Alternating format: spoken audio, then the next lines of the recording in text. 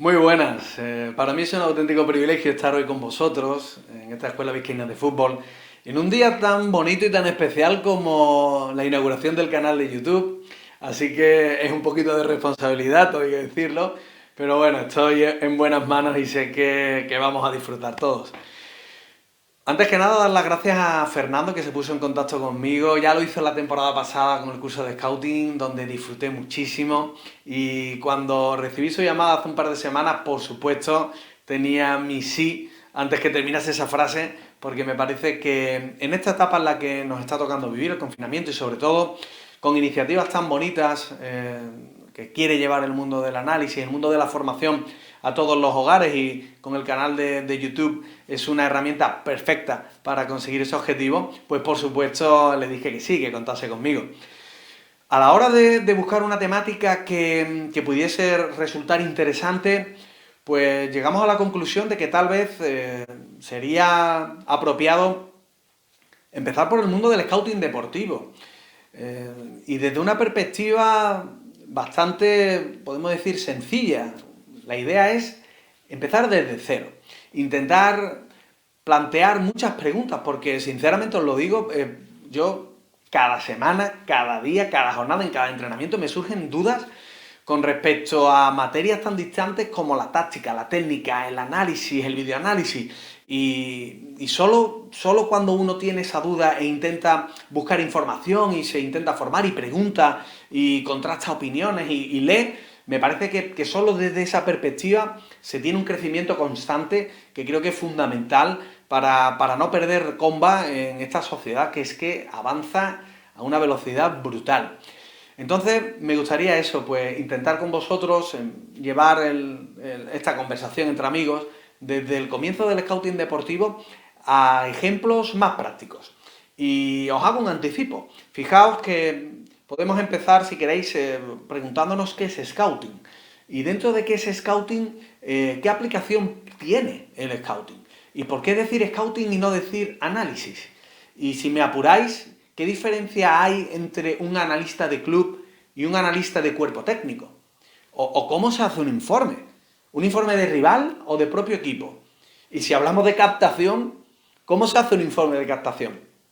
Pues son preguntas que os adelanto ya, no hay una única respuesta, no hay verdad absoluta, hay camino y un camino que es individual y cada uno debe encontrar esa solución. Pero dentro de que cada persona, obviamente, se diferencia del resto por las vivencias que ha podido tener o por su realidad, algo que yo insisto muchísimo siempre, que es cuál es la realidad de tu club, cuál es la realidad de tu equipo, dentro de esos conceptos sí es cierto que hay un camino común. Y es lo que voy a intentar, bueno, pues de la mano con todos vosotros, pues de empezar a compartir. Espero que lo paséis muy bien y bueno, vamos al ordenador que quiero poner una proyección mientras voy hablando con vosotros para que os sea más sencillo, más útil, más intuitivo este camino que empezamos juntos. Pues muy bien, ya estamos aquí en el portátil. Vamos a intentar llevar toda esta introducción al mundo del scouting deportivo a vuestros hogares. Sobre todo, para tener un guión, vamos a tocar distintos puntos. El punto del analista, la adaptación necesaria en esta manera de entender esta forma de llevar el scouting deportivo a los distintos clubes y cuerpos técnicos. La estructura que puede tener un análisis y la estructura que puede tener un departamento dentro de un club. Y por último, alguna práctica que yo creo que a todos nos va a encantar porque vamos a intentar ver fútbol puro y duro, que al final de lo que se trata. Bueno, una mínima presentación de quién soy yo. Soy Jesús Botey, soy entrenador nacional de fútbol, doy clases en la Real Federación Andaluza de Fútbol. También trabajo en el departamento de análisis del Real Betis Balompié y ejerzo de analista deportivo en los medios de comunicación. También intento pues compartir dentro de la experiencia que voy poquito a poco adquiriendo y sobre todo a medida que van pasando las temporadas y voy preguntando, interactuando, compartir con distintos medios, en este caso son revistas, por ejemplo AB Fútbol o Martí Perarnau, distintos focos de fútbol que siempre se van encontrando y que os animo a que si podéis vayáis poquito a poco pues cogiendo algo de bibliografía porque siempre es súper interesante en este caso este tipo de publicaciones tan específicas.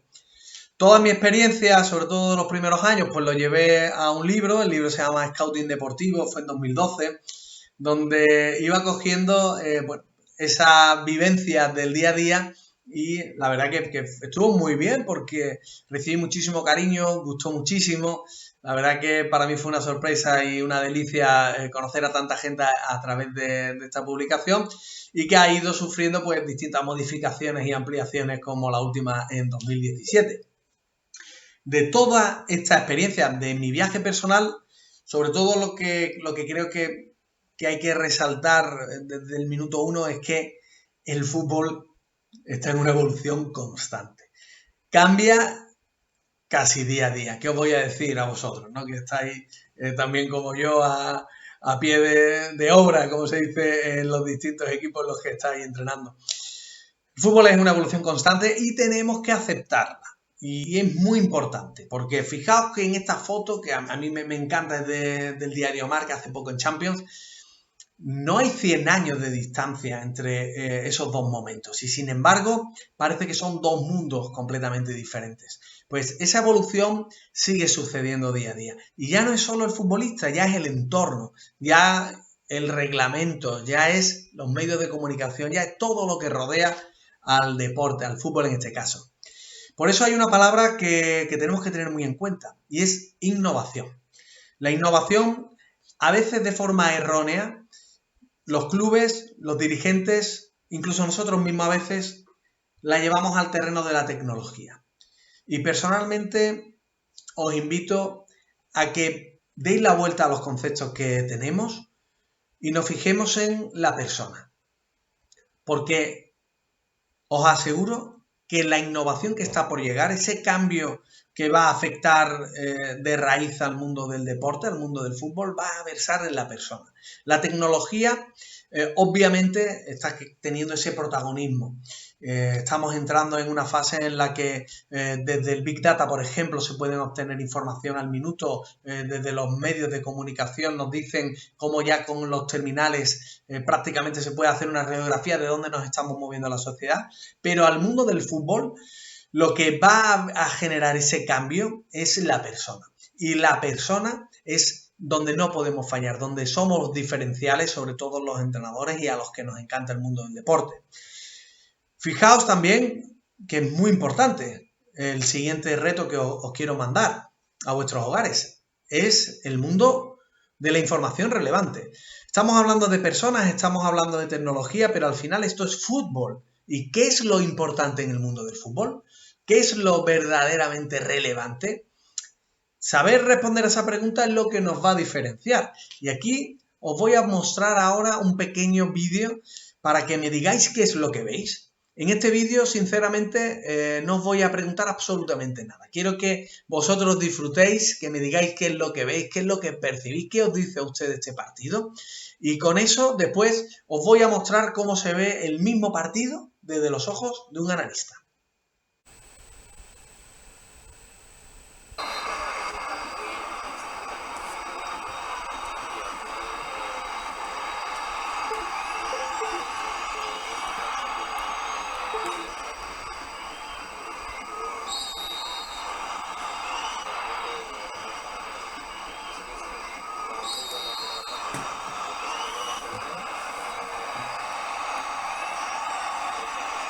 ¿Qué equipo estáis priorizando en vuestro análisis?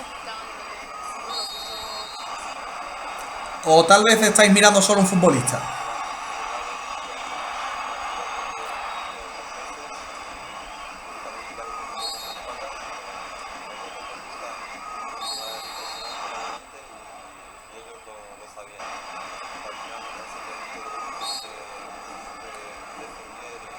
¿Ofensivo o defensivo? ¿Acierto o tal vez error?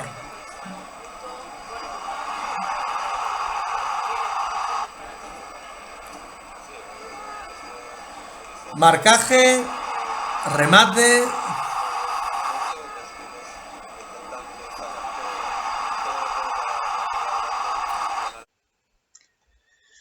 Muy bien, interesante, ¿no? Hemos visto, la verdad, una serie de mecanismos, una serie de movimientos, una serie de posicionamientos tácticos. Luego veremos desde el punto de vista del análisis qué es lo más relevante. Pero ahora me gustaría volver porque estamos en un curso, en una ponencia de iniciación. Es una conversación en la cual estamos haciendo una introducción al mundo del scouting deportivo. ¿Y qué es scouting? Pues bueno, yo lo diferencio, y aquí está la primera de las pequeñas pausas que podemos hacer a la hora de debatir y de hablar, en el scouting tradicional y el scouting deportivo. La diferenciación que hay entre los dos. El scouting tradicional es todo lo que ha existido siempre. Grabación, estadística, llevarte una cámara y grabar el encuentro.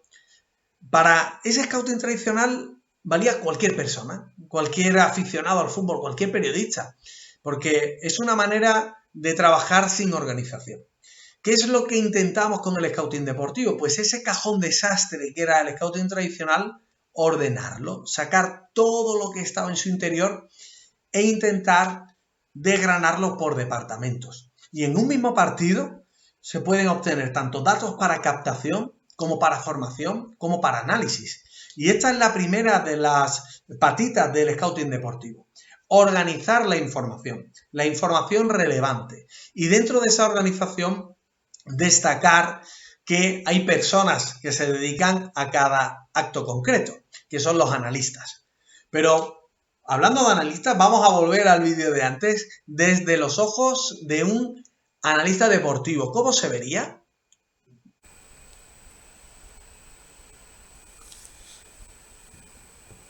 Aquí aparecen ya algún tipo de líneas, aparecen algunos nombres propios.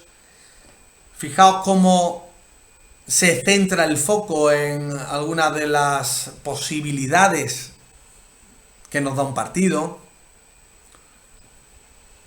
Aquí el analista lo que está intentando es hacer una panorámica tanto del juego ofensivo del Eibar como del juego defensivo del Betis, destacando algunos nombres propios, en este caso los delanteros del conjunto verde y blanco, cómo repliegan, y algún jugador, en este caso Emerson, el lateral diestro, cómo temporiza ante Inuit. Pero no deja de ser una manera distinta de ver, una manera subjetiva del analista que ha realizado en este caso el análisis. Porque, como os comentaba anteriormente, lo que se intenta con el scouting deportivo es llevar al orden toda la información que se genera en un partido. Esa es la clave.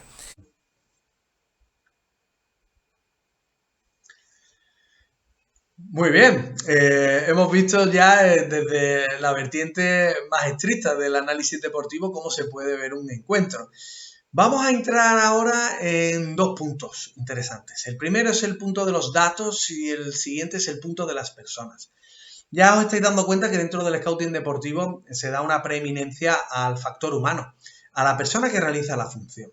Eso es así porque verdaderamente confío en que es la persona la que al final es capaz de llegar al corazón del futbolista, al corazón del entrenador. Y estamos hablando de un deporte donde la interacción personal es fundamental. La confianza, la meritocracia, en definitiva todo lo que es el fútbol. Pero tanto datos como persona tienen que confluir en la información relevante. Y esto es muy importante. Estamos hartos de ver partidos en los que nos dan miles de datos, escenografías de distintas páginas, de distintas plataformas, donde son informes de 30 a 40 páginas. ¿Qué es lo importante? ¿Qué es lo relevante? ¿Cómo se puede obtener la información? Vamos a ver algunos ejemplos de cómo en élite está llegando el mundo del dato.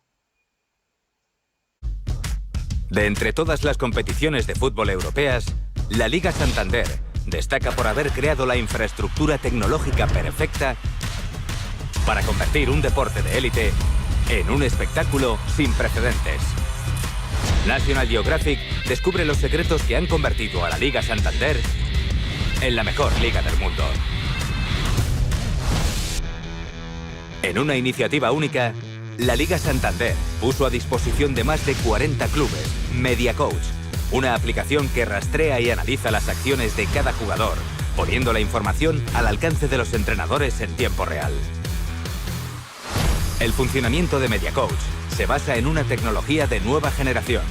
6 dispositivos de precisión milimétrica que 25 veces por segundo proporcionan las coordenadas exactas de jugadores, árbitro y balón.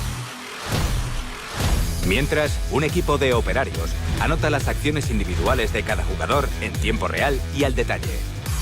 Distancia recorrida, número de sprints, power energy o potencia metabólica se convierten en factores controlables durante los partidos, dando la oportunidad a los entrenadores de tomar decisiones fundamentadas en cuestión de segundos. Un sistema en el que todos pueden saber todo de todos y que está cambiando la forma en la que se vive un deporte que mueve masas. Una tecnología que revoluciona cada partido, incluido aquel en el que se concentra la atención de todo el planeta. Conocer los kilómetros que recorre Leo Messi o las jugadas más elaboradas del conjunto blanco era algo impensable hace 10 años. Hoy, gracias a la tecnología, los equipos técnicos de ambos clubes pueden disponer de esta información a tiempo real durante un partido clave. A pie de campo, 8 cámaras slow motion capaces de captar en cámara lenta cada detalle. Un traveling robotizado y una grúa tras las porterías se suman a este despliegue para dar la mejor cobertura al mayor espectáculo del mundo. Y para tener la mejor panorámica de los estadios, una cámara por encima de las gradas proporciona un ojo de pez, mientras otra Beauty presenta una panorámica global. Para cerrar el círculo, un helicóptero lleva una cámara estabilizada con una lente capaz de hacer zoom a grandes distancias, proporcionando un seguimiento espectacular del estadio y del ambiente. Otro elemento diferenciador en la cobertura del clásico se encuentra en su calidad. Una señal en 4K que proporciona una nitidez de imagen superior a cualquier otra vista en un encuentro deportivo. Finalmente, el sonido que envuelve el encuentro es otro factor imprescindible. La tecnología de la liga dirige los micrófonos hacia el balón y los jugadores, minimizando el estruendo de la grada y creando un ambiente en casa que nos acerca a los jugadores como nunca antes. En definitiva, un despliegue tecnológico que muestra la evolución de un espectáculo que va mucho más allá del fútbol, la Liga Santander.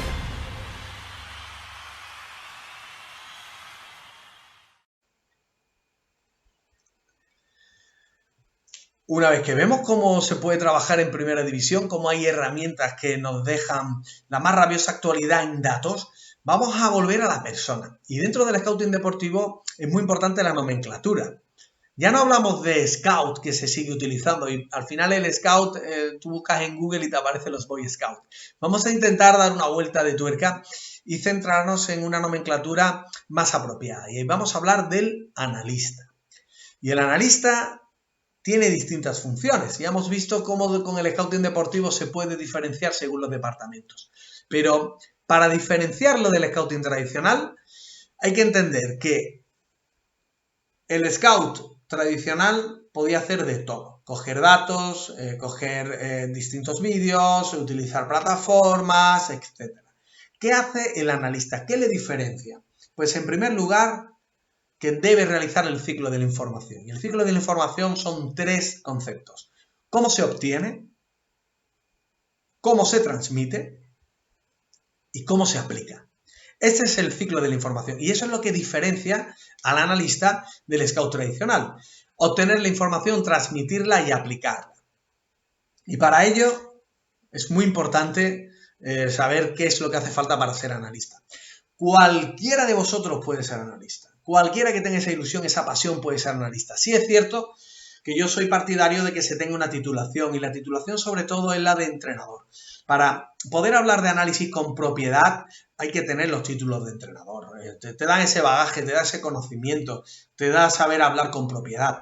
Luego, la capacidad de realizar el ciclo de la información. ¿Cómo se obtiene la información? ¿Cómo se transmite y cómo se aplica? Un ejemplo. ¿Cómo obtener la información? Pues de todos los mecanismos que podemos utilizar, elegir el más apropiado a nuestra realidad. Hay personas que prefieren obtener información mediante una grabación, otros que prefieren utilizar unos datos o incluso un informe. ¿Cómo se transmite?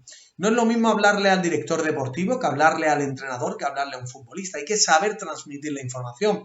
Dentro de esa transmisión hay que saber realizar un informe. Hay que saber realizar un vídeo informe.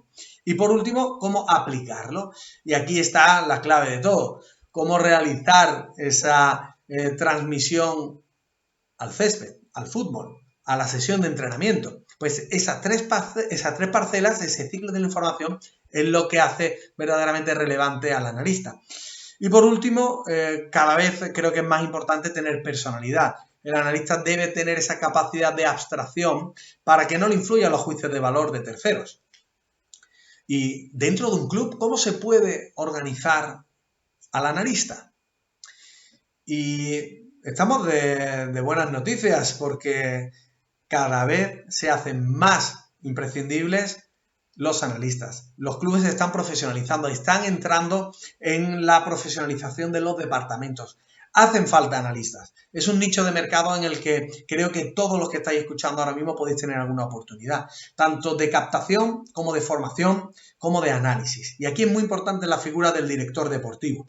Por ejemplo, en mi caso, en cantera, tengo la suerte de que el director de cantera es Miguel Calzado, una persona muy adelantada a su época, es un profesional que ha estado en distintos clubes de élite en Andalucía y que sabe perfectamente controlar todo lo que conlleva una cantera de un club de élite como el Real Betis Balompié. Es una suerte, además, cómo deja trabajar, cómo delega en otros departamentos, como el de metodología de Pablo del Pino, con Juanma Prado en el departamento de análisis, o con Asián en el departamento ya más enfocado en lo que es el mundo de la preparación física, etcétera. Pero todo, insisto, dentro de la cantera, que es donde yo colaboro como analista deportivo. Es un placer contar con una estructura tan profesionalizada.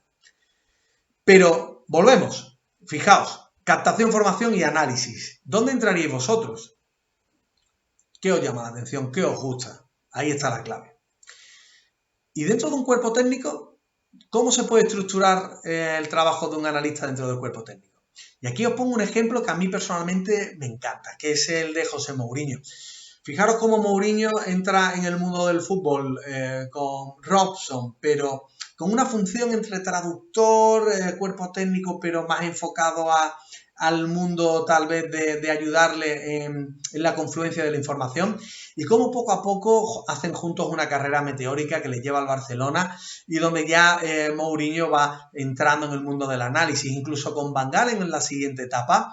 Yo creo que el propio Van Gaal lo definía como un analista espectacular. José Mourinho, que cuando vuelve a Portugal se lleva a su cuerpo técnico a Vilas-Boas y que, bueno, ya es una carrera yo creo que por todos conocida. Pero la importancia del análisis, esa red de contactos que se fue fraguando gracias a Robson en Portugal. Cuidado, porque es lo que os dije al principio. Estamos en un mundo de introducción al scouting deportivo, estamos en un mundo que es nuevo, que está todavía por crearse en muchos aspectos y que debemos seguir preguntándonos todo lo que no entendamos. Y yo personalmente os quiero transmitir algunas de las cuestiones que pueden tal vez ayudaros en el futuro.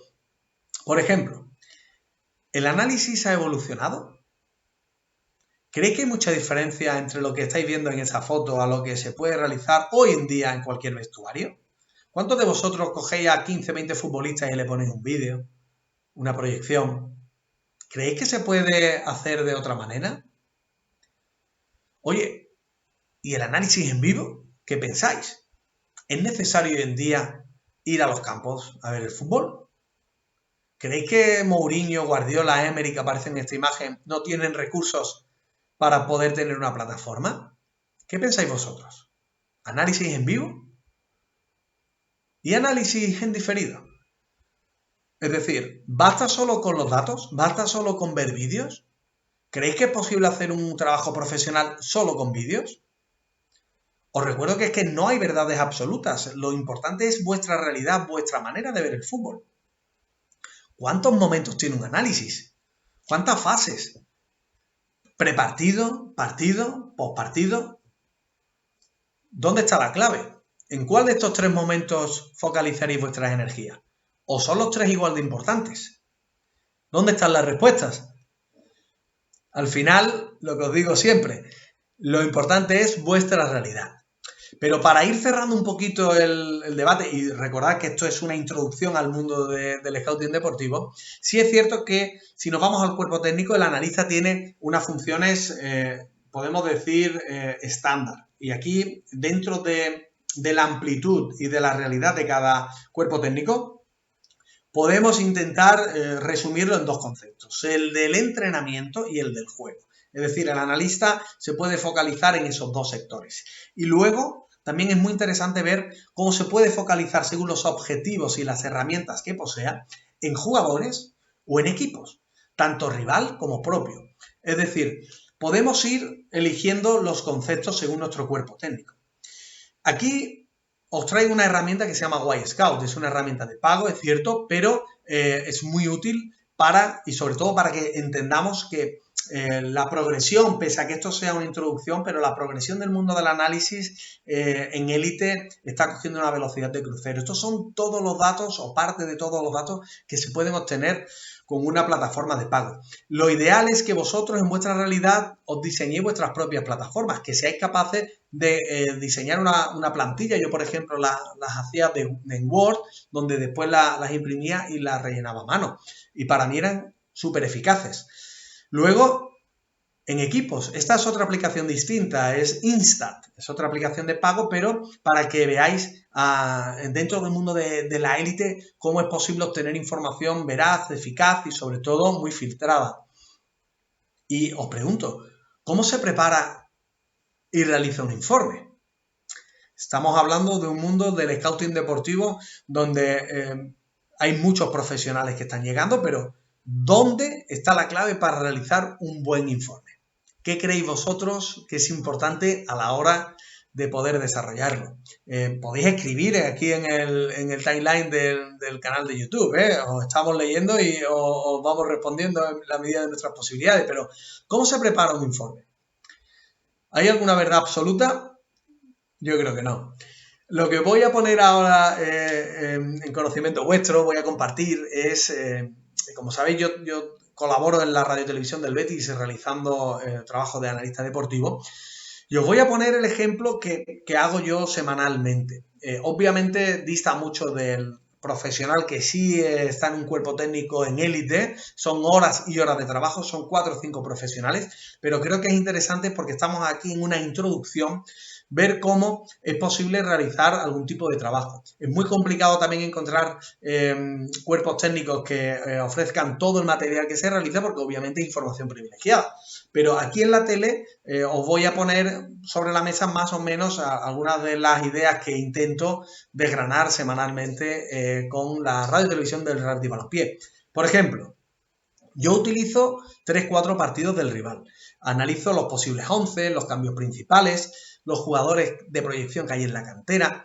Ahora recuerdo la anécdota de este verano, por ejemplo, contra Las Palmas, el Betis juega un amistoso y había un chico que me llamó la atención de una manera espectacular. Era Pedri, de la cantera de Las Palmas, un futbolista que seguro que vamos a escuchar muy pronto en otros equipos, tal vez de élite, porque tiene una progresión espectacular. Y dentro del informe yo lo focalizo en 3 aspectos: estilos, datos y jugador top. Pero vamos al programa de la radio y televisión. Y os comento que esto está a vuestra disposición en YouTube. En cualquier momento podéis ver este tipo de trabajos porque yo lo subo de manera obviamente gratuita porque la idea es que compartir es crecer y que los feedbacks siempre ayudan a mejorar. Y dentro de este trabajo, por ejemplo, hablo de una pizarra táctica donde voy moviendo a los futbolistas para que el aficionado entienda el sistema de juego, por ejemplo, que se va a poner en liza en el encuentro. Analizo el propio equipo, algunas de las claves, incluso meto videoanálisis como el que se ve ahí en la imagen y después del rival pues realizo lo que se denomina el informe Botello, que es los 3 puntos claves de estilo, datos y jugador top. Luego, eso era la previa, pero luego durante el partido sigo realizando trabajo de análisis, en este caso para la radio. Y aquí, sobre todo, lo que intento es pues, ser veraz con la información, intentar estar con los datos siempre a mano para poder dar información al espectador que le sea útil, exactamente igual que haría con un entrenador. Es decir, puntos débiles, virtudes del rival, tal vez alguna alternativa que le pueda ser útil. Y por último, el final del encuentro, ¿cómo es el postpartido? Pues en la radio-televisión, ya como estoy desgranando, realizo 3 fracciones: previa, partido y postpartido. Pues en el postpartido lo que intento llevar a los hogares es una explicación técnico-táctica de lo que ha sucedido. Hablo de la evolución, hablo de los posibles cambios, de las alternativas que intentaron buscar los entrenadores, también con la pizarra y también con un vídeo. Pero si nos centramos en el rival, si nos centramos en cómo se puede hacer un informe, y os comento que estoy leyendo lo que escribís, pero por favor, pensad, si os preguntase yo ahora mismo cómo haríais un informe, ¿qué resaltaríais? De vuestra realidad, de vuestro rival, de cada semana, ¿qué resaltaríais? En mi caso, en la tele lo que intento es hablar del estilo, de los datos y de un jugador top. Vamos a algún ejemplo concreto. Por ejemplo, del estilo, sistema, zona de ocupación, y dentro de la táctica a mí personalmente me gustan 3 aspectos. Dónde se inicia la jugada, cómo se crea el juego y cómo se finaliza. Un ejemplo, Real Madrid. Esto es un informe de esta temporada. Mallorca 1, Real Madrid 0. Os he dicho que hago varios partidos del análisis, en este caso solo lo vamos a focalizar en 2. Fijaos cómo en el Real Madrid destaco que hay 2 futbolistas en el centro del campo que son Isco y Casemiro. Para mí era un doble pivote que tenía sus virtudes y sus defectos en el 1-4-4-2 de Zidane. Pero sobre todo, y aquí lo llevamos ya al sistema como se desplegaron en el encuentro, me llamaba la atención un carril central con 3 futbolistas y un Casemiro que mantenía el orden junto con 2 futbolistas más en la zona defensiva. Luego el número 25, como se ve abajo a la izquierda, muy descolgado, muy ofensivo. Un equipo que no tenía matices simétricos, tal vez buscado por el entrenador, pero que en este encuentro ante el Mallorca fue lo que me llamó la atención. Luego, siguiente partido, Real Madrid 5, Leganés 0. Cambio de sistema. 1-4-3-3. Cambio de nombres. Apareció aquí un chico nuevo, Federico Valverde. Entendedme lo de nuevo, ¿no? Porque no venía jugando hasta este momento, principio de temporada. Si seguimos avanzando en la manera en la que se puede realizar el análisis, volvemos al paralelismo con la manera en la que se desplegó durante el partido. Y aquí vemos a Casemiro ejerciendo la misma función que anteriormente, pero ahora por delante suya no hay un conglomerado de jugadores en un carril central, sino que hay un equilibrio, hay 2 bandas muy definidas, hay una manera de jugar en el centro del campo más equilibrada y sobre todo, en este caso, al futbolista que yo destaqué fue a Valverde. Cambio de sistema, cambio de entrenador, cambio de nombre, mano de entrenador, que es lo que quería decir, en una manera de llevar al Real Madrid a la victoria. Y luego la zona de ocupación, fijaos cómo aquí se ve el equilibrio, que son las zonas rojas, las zonas donde más se ocupó a lo largo del encuentro el Real Madrid, el campo, y cómo se veían las bandas y esa parte central. Seguimos en el informe, en este caso nos vamos a centrar en los datos. Datos, yo personalmente intento buscar una comparativa entre equipos, intento buscar una comparativa entre futbolistas y luego una traslación al juego. Por ejemplo, posesión. No solo los porcentajes de posesión, porque tenéis que entender que la posesión es simplemente una herramienta más que se puede utilizar para obtener el objetivo.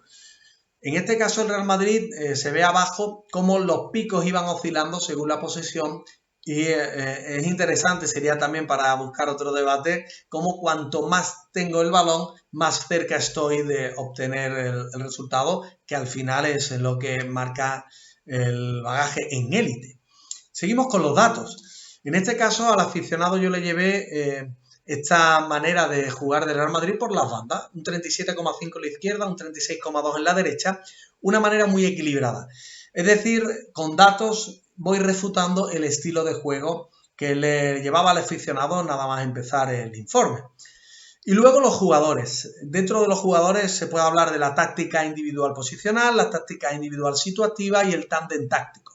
Entendiendo tándem táctico por 2 futbolistas que la verdad pues se pueda destacar que juegan mucho entre sí o que tienen esa solidez tanto táctica como técnica que hagan mejor al equipo.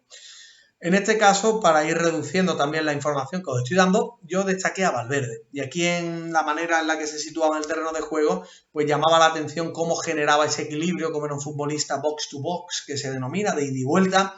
Un futbolista que le dio al Madrid lo que necesitaba y al final, pues yo creo que en las jornadas que siguieron a ese 5-0 se demostró que era un futbolista importante para Zidane. Pero os lanzo ahora a vosotros la pregunta. ¿Cómo haríais en esta introducción? Porque recordamos que esto es una introducción al mundo del scouting deportivo. ¿Cómo realizaríais vosotros un análisis del Atleti? ¿Y un análisis de la Real? ¿qué puntos creéis que son más importantes? ¿Qué futbolistas destacaríais? Lo dejo ahí. ¿Verdaderamente creéis que es complicado realizar un informe? Bueno, vamos a ver algunos ejemplos. Son 3 minutitos lo que dura y espero que os sirvan o por lo menos me deis el feedback respecto a lo que pensáis. Pues sí, como hacemos todas las semanas, ¿no? Intentar llevarles una radiografía y me parece que esta frase es espectacular, ¿no? Ante las bajas, la fuerza del grupo es lo más importante. Dice mucho de la filosofía del míster y de la implicación de todos los jugadores que está poniendo sobre el tapete. En la última victoria ante el Granada, sobre todo partiendo del 1-4-2-3-1, llama la atención como Iñaki Williams e Íñigo Córdoba abandonan las bandas y se meten detrás del delantero. Si lo llevamos a la pizarra táctica, vemos cómo dentro de ese entramado tan sólido en el centro del campo, con Geray, Íñigo, Unai, etcétera, aparecen futbolistas como Sancet y en este caso Raúl García, que no está en el 11 titular, pero que al pasar de sistema al estilo, fíjate Isidro, es un 4-3-3. Unai López en uno de los costados con total libertad, luego lo analizaremos, y arriba un tridente formado por Sancet, Raúl García, que hoy sería Codro, e Iñaki Williams. Por lo tanto, haríamos mal en pensar que es un equipo defensivo, porque a la hora de proyectarse en ataque, con Ander Capa y con Yuri por la banda izquierda, proponen mucho y mucho caudal ofensivo sostenido por Dani García en el centro del campo. Además, es un Atleti que no rehuye del balón, un 57,2% ante el Granada. Luego es cierto que tiene muchísima efectividad, tira mucho, son 14 en los tiros, 3 entre los 3 palos y metieron 2 goles, pero es un equipo que llega por los costados y que luego es profundo. Y aquí si los vamos a llevar a los datos, Isidro, 41,7% en banda izquierda y 39,8% en banda derecha. Prácticamente el 80% del ataque del Atleti es por banda. Y además, si nos vamos también a los datos, tanto en goles como disparos, como en pase y asistencia, los dos laterales, Yuri y Capa, se encuentran entre ese top 10 de jugadores más relevantes del conjunto vasco. En definitiva, un equipo que es muy profundo por los costados, que tanto Capa como Yuri en defensa y en ataque proponen mucho. Y fíjate en las zonas de ocupación. Prácticamente, tanto en izquierda como en derecha, esas manchas rojas quiere decir... Los números. Lo que hablaba los números, Isidro. Podemos decir que perfectamente, llevándolo a la pizarra táctica en las zonas de ocupación, son los costados por donde este Atleti es profundo, es vertical, es ofensivo. Y si tenemos que destacar algunos nombres propios, por ejemplo, Unai López, el otro día da una asistencia sublime. El canterano es un jugador muy móvil, fíjense en el número 8, muy parecido a lo que antiguamente podía ser el termómetro, tal vez un Beñat. Y luego Sancet, canterano, 19 años, tercer partido titular hoy. Apunten este dorsal, el 34, porque tanto en izquierda como por derecha, libertad absoluta, una juventud no exenta de calidad y de personalidad. Y si tenemos que destacar en un resumen de fotos, fíjate Isidro, Unai es el del circulito que tiene el balón y mete un pase al espacio a Yuri, que rompe por la izquierda. Este fue el gol el otro día ante el Granada.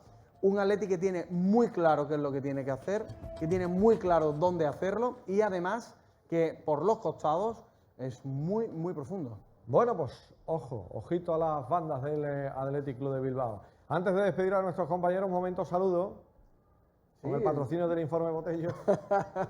Pues bueno, me gustaría saludar a 3 pequeños béticos que viven en Ceuta, Carlos, Pedro y sobre todo Jesús, pero yo creo que el beticismo va por todo el mundo y que desde Ceuta estén constantemente siguiéndonos dice mucho, ¿no?, del sentimiento verde y blanco, y les mando un beso enorme a los 3. Carrillo. No tengo ninguno en particular. Pasamos palabra. Felicitaciones a todas las Inmaculadas, a todas las Conchis, Conchitas, Concepciones. Siempre empieza siempre Carrillo con un no y acaba saludando hasta el apuntador, ¿eh? Bueno, pero no hay saludos. Gracias a los dos, ¿eh? Nada. Y a contaros una victoria en verde y blanco. Venimos Importante seguro con hoy, 3 puntos, sí. En la jornada. Muy bien, pues hemos visto este informe botello del Atleti, resumido, son 3 minutitos prácticamente, pero vamos a ir más allá, vamos a ver fútbol. Quiero que os pongáis en los ojos de un entrenador o que se va a enfrentar al Atleti esta semana.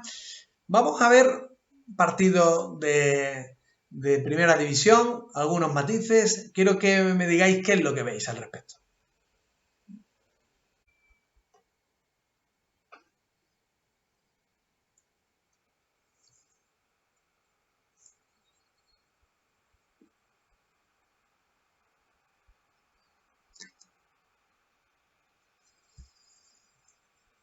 ¿Qué veis ahí del planteamiento del Atleti? ¿Veis algún patrón que se repita?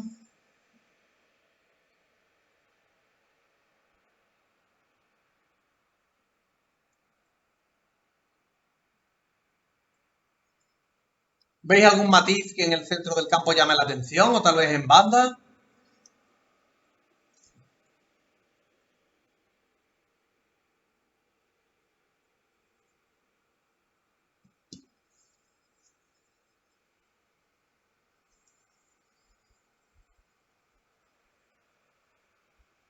Interesante también el planteamiento que le estaba ofreciendo el Betis a la zona media, a la zona de presión.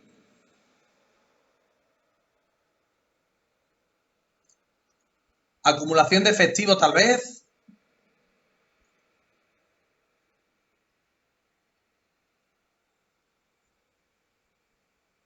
¿Qué os dice el partido?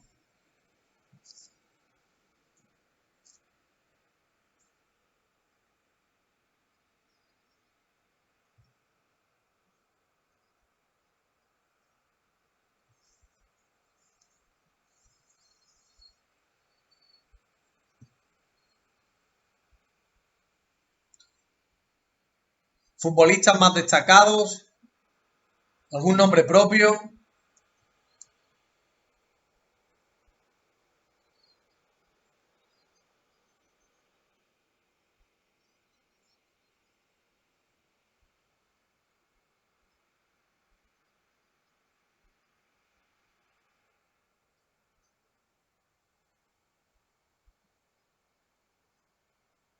Manera de presionar, manera de colocarse. ¿Qué os llama la atención?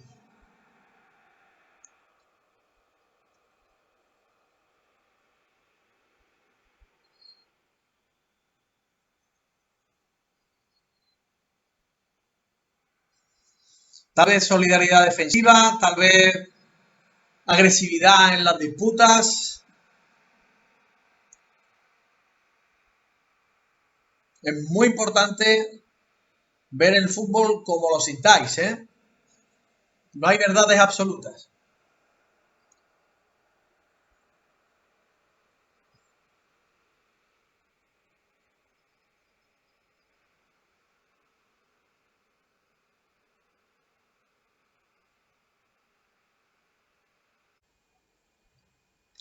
Muy bien, pues ahora vamos a ver el mismo partido, la misma fracción, desde los ojos del analista deportivo. Vamos a fijarnos en algunos patrones. También tenéis que tener en cuenta que en este caso la idea es resaltar del equipo del rival, en este caso el Betis, algún jugador que esté generando pues una superioridad en ciertas partes del encuentro. ¿De acuerdo? Seguimos leyendo aquí en el chat del canal de YouTube. A ver qué vemos de diferente con respecto al vídeo anterior.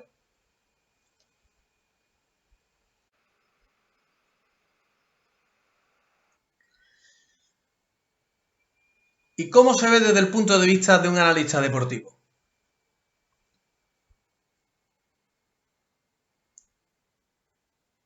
Fijaos que en este caso, como os comento, esto es parte del programa de la radiotelevisión del Betis, pero cómo hay patrones que se van repitiendo, cómo hay momentos, pese a que al final estamos en deporte élite y obviamente los detalles son los que marcan las distancias, pero hay conceptos en el planteamiento de uno u otro equipo que siempre pueden hacer que se decante la balanza, ¿no? Y el planteamiento aquí del Atleti fue férreo, fue además evitando que hubiese pasillos interiores, pero el planteamiento del Betis se basaba también en la libertad de algunos jugadores, en este caso del mexicano Diego Lainez, que tanto caía en banda diestra siendo zurdo como luego se metía por el centro del campo con libertad. Aquí lo vemos incluso como tal vez un falso 9, ¿no? Las distancias entre líneas del Atleti, la amplitud por bandas, el sello que el míster le está implantando estuvo intacto. Es cierto que a medida que iban pasando los minutos, el Atleti fue teniendo todavía incluso más esa personalidad arraigada que ha conseguido llevarle a momentos de gran fútbol esta temporada. No sé si ustedes habéis caído, igual que yo, en el juego tan equilibrado que se suele plantear por los costados, con futbolistas de ida y vuelta, con esa potencia, esa manera de ir a los duelos siempre por derecho, incluso intentando evitar que los espacios surgiesen, y cuando esto sucedía, pues también la solidaridad defensiva hacía muy complicado que el futbolista verde y blanco, en este caso Diego Lainez, pues tuviese protagonismo. Como os comentaba, compañeros, pues esta es parte del análisis de la radiotelevisión del Betis, y la radiografía que se llevaba en este caso era el análisis del partido que hizo el mexicano Diego Lainez. Pero para cualquier analista, como estamos nosotros ahora haciendo este ejercicio de retrospectiva sobre los engranajes técnico-tácticos de un equipo, yo creo que son perfectamente válidos. Muy bien, pues vamos a hacer lo mismo con la Real Sociedad. ¿Qué informe podéis hacer de la Real Sociedad? ¿Qué jugadores? ¿Qué manera? ¿Qué estilo? ¿Qué datos creéis que son oportunos y necesarios para sacar lo mejor de un análisis a este equipo?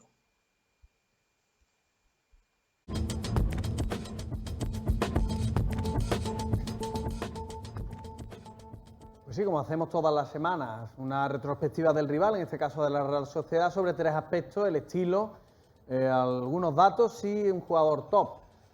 Teniendo en cuenta además que una Real Sociedad viene de perder ante el Villarreal 1-2 y un planteamiento de Alguacil que intentó desde el centro del campo tener más potencia, más control con Merino y Guevara, y que no le salió bien. Al final la Real Sociedad se partió por el centro y el Villarreal, con un Cazorla espectacular, pues se llevó la victoria. Aquí le llevamos a colación ese cuadrado amarillo para que vean cómo es un juego muy ofensivo el que practica esta Real Sociedad, como también se ven reflejados en los remates y tiros a puerta. Son 5 los que tuvo por 7 del Villarreal, pero el 63,3% de posesión. Esto es muy importante, es un equipo que con el balón intenta hilvanar juego, sobre todo por los costados, como lo hizo ante el Villarreal, pero que luego, tras perder el balón, sufre muchísimo por esas transiciones que le hacen los rivales, en este caso el Villarreal, y dentro de la zona de ocupación se ve perfectamente cómo es en el centro del campo y un poquito en banda derecha, atacando de izquierda a derecha, por donde se encuentra cómodo. Futbolista que traemos como relevante, Guevara. ¿Por qué? Porque está llamado a ser ese jugador bisagra, ese equilibrio entre defensa y ataque, ese jugador posicional. Aquí le vemos en la victoria 3-4 ante Osasuna, como él estaba solo, en un 1-4-1-4-1, como él estaba solo para ser ese timón, ese primer jugador llamado a tapar el juego ofensivo y también el creativo a la hora de sacar el balón desde atrás. Una victoria sustentada en un 53,2%, de nuevo una posesión superior al rival, pero en este caso con los 3 puntos. Banda izquierda más potente, y por el centro ha llamado mucho la atención porque es un 35,1% ese carril central, teniendo en cuenta que ahí es donde estaba Guevara, y después por delante pues esos futbolistas creativos, que aquí se ve perfectamente de nuevo en un recuadro, como detrás de esos 5 jugadores metidos en recuadro aparece el número 16 completamente solo. Ese es Guevara, ese es el equilibrio, ese es el timón de una Real Sociedad que además, pese a su juventud y sobre todo con ese ADN canterano, me parece que tiene muchísimo presente y también muchísimo futuro. Y luego otro jugador diferencial, yo creo que Odegaard, aquí se ve también en su radio de actuación cómo ocupa muchísimo espacio, un jugador que da pases, asistencia, disparos y que además tiene gol, una media de notable alto con respecto al resto de la plantilla. 2 jugadores jóvenes en el centro del campo, desde el balón nos quieren intentar hacer daño, pero el Betis tiene hoy un centro del campo muy potente. Bueno, pues ojito, ojito. Otro análisis, en este caso de la Real Sociedad, dentro de esta introducción que estamos viendo del scouting deportivo.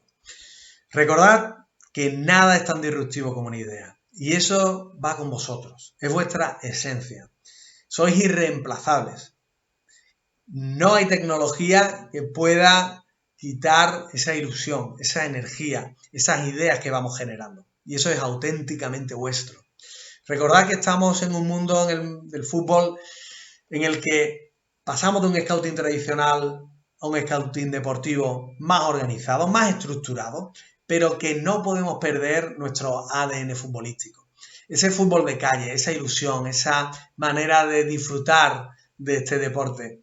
Y sobre todo, no cerrar nunca la puerta a las nuevas tecnologías. Tenemos que adaptarnos, ¿de acuerdo? Eso es importantísimo. Aquí vemos cómo en el tejado había 3 analistas con su móvil en la mano, seguramente cogiendo datos, tal vez haciendo fotos, vídeos, porque la realidad que nos toca disfrutar y vivir necesita que estemos a la última, necesita que sigamos actualizando, que nos sigamos formando, pero siempre tener en cuenta que la verdadera nueva tecnología sois vosotros. Sois irreemplazables. Hay que seguir formándose, hay que seguir disfrutando del camino, saber que generan nuevas herramientas los tiempos actuales, pero que estamos capacitados para poder conocerlas, dominarlas y llevarlas a nuestro terreno.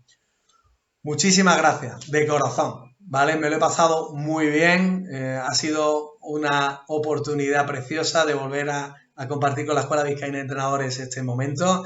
A vuestra disposición para lo que queráis. Tenéis mi correo electrónico en la propia presentación. Lo que necesitéis, aquí me tenéis. Un abrazo enorme, muchísima fuerza para estas semanas que nos quedan y muchísimas gracias de nuevo.